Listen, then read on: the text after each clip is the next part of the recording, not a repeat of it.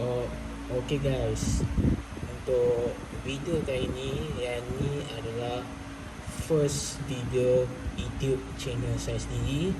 Sebelum ni saya buat edit je kan. So kali ni saya nak kata apa ni? Nak ni macam first video saya sendiri lah. Sebab lepas ni saya nak buat macam-macam lagi konten kat YouTube channel saya. Kalau boleh tolong subscribe YouTube channel saya, like mana yang suka kan. So untuk video kali ni saya nak perkenalkan diri lah. Macam korang tahu kat YouTube channel saya ada nama lah kan. So mesti korang tahu dah nama saya apa. Sebab kat YouTube channel saya dah letak nama saya sendiri. So lepas ni saya buat macam-macam konten lah. Sebabnya yang ni first saya punya YouTube lah. First saya nak bercakap kepada korang.